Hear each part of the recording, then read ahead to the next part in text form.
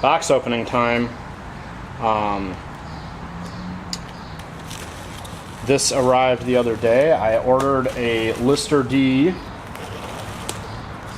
and people have been getting theirs in the and my shipping notification had come out as cleared customs a couple days ago. So this should be the Lister D with a cart. And it looks like all this big box is marked LDA1. And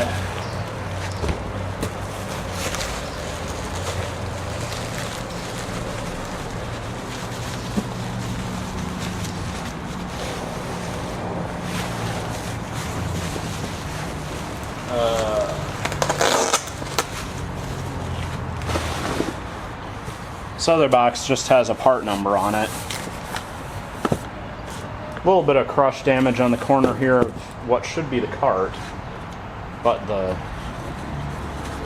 box for the engine itself is in very good shape, so I'm sure that this will be well packed.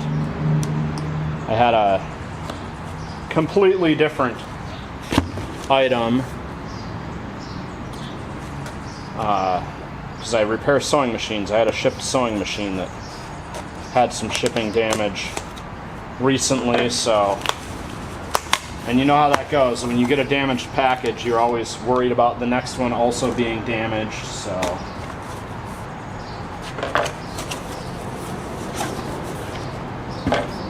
Let's see. The inner box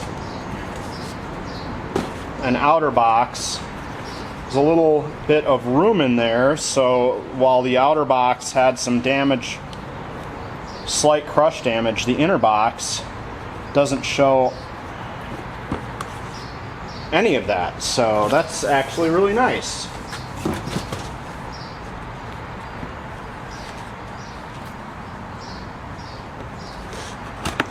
So the lovely instruction books. These retro books are OKMO retro books are getting very nice, having some exploded parts diagrams and a lot more instruction than the early engines that, you know, came with a single Xerox sheet. So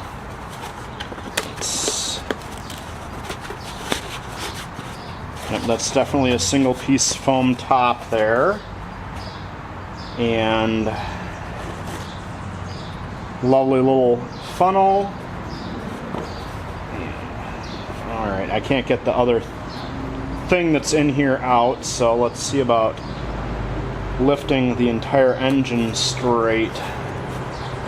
Oh, there's a bag packed next to it. The bag has the 2 starter tools and the decals.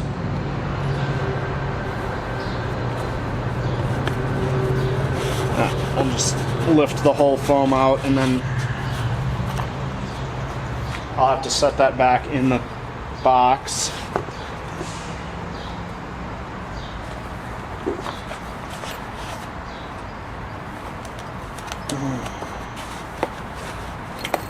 There we go. Oh, and the delightful tin bucket to hang on the tap. Alright.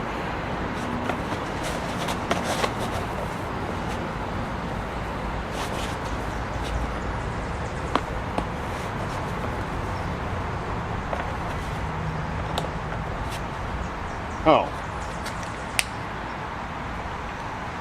This is the little fuel bottle that has appeared in some videos.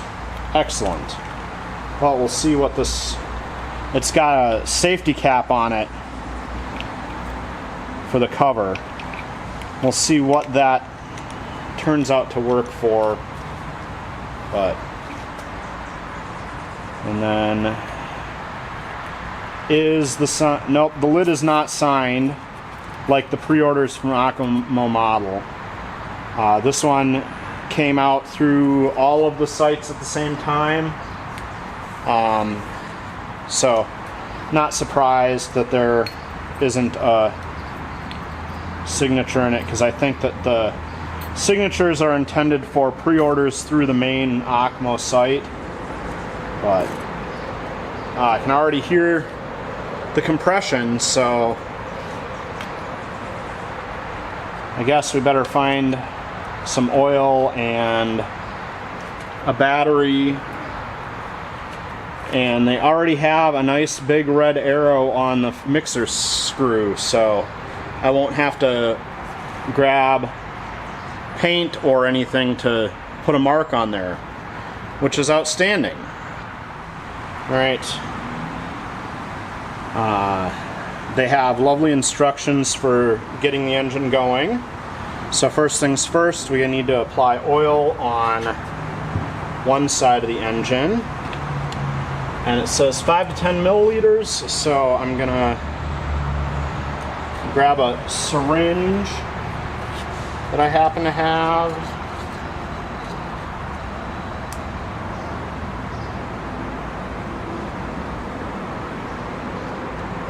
And get that filled up, and then we've got to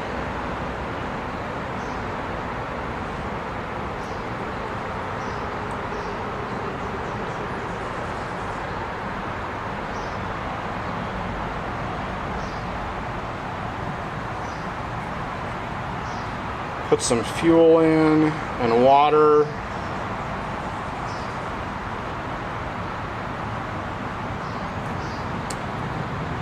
And I realized I grabbed a syringe with all the markings worn off, so I need to go find a similar size syringe that is properly marked. Alright, double check. This is a 10 milliliter syringe, so we'll just put one syringe full of oil in. And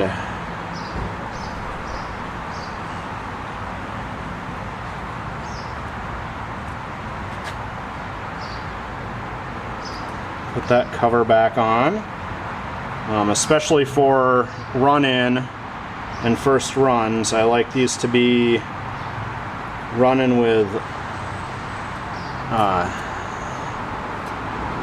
high oil level, and then once they've run in and the oil has had a chance to get worked around, the lower oil level is more than enough for a lot of these engines. And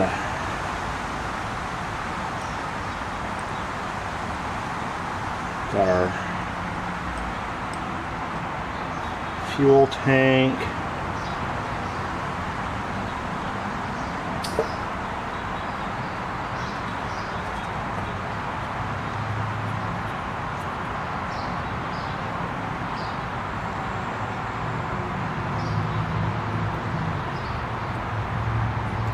And this funnel definitely makes it easier to hit the fuel tank, so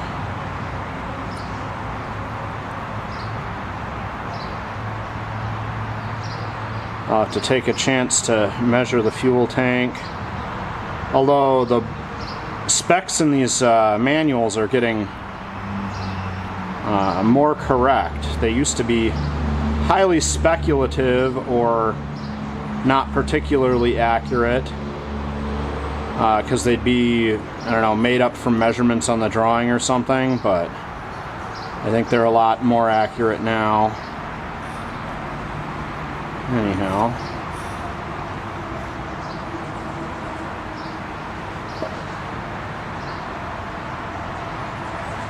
that should be enough fuel.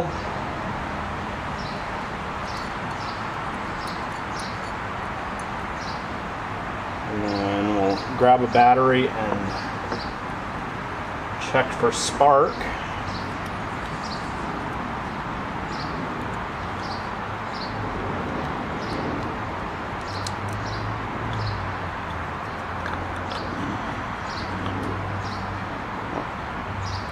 Oops.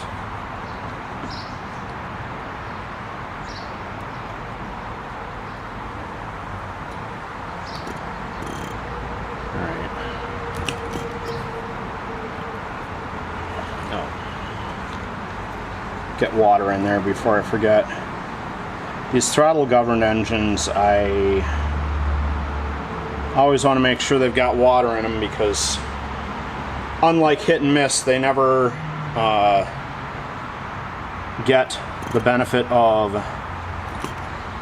the coasting cycles to cool the cylinder.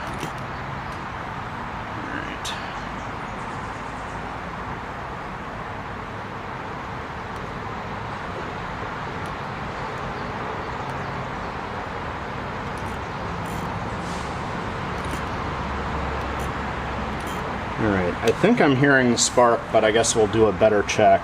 Let me move the camera and check that out, and then we'll see about starting. I went to check the spark, and the plug already wet. So I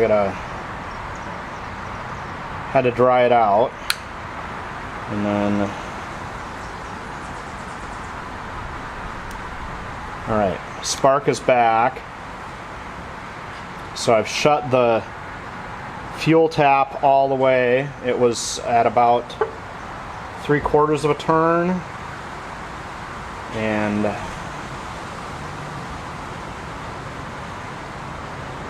so we'll have to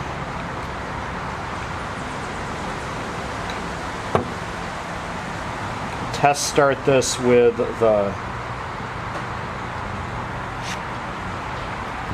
tap closed and just spin it and gently open the tap until it starts. Although I guess I'm going to start at about a 1/4 turn. See how that goes.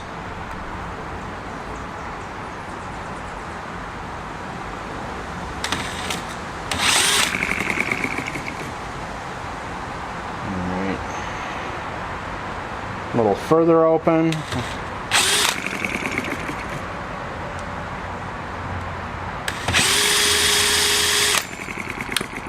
I suppose if I turn the fuel or the spark back on, that would really help. Okay. Probably flooded it again.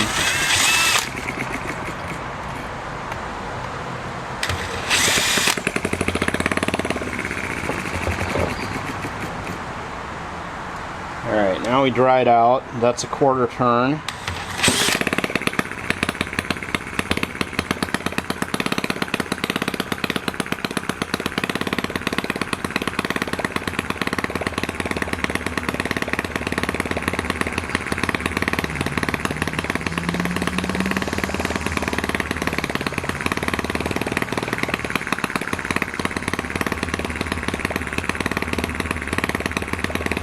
Alright, there we go.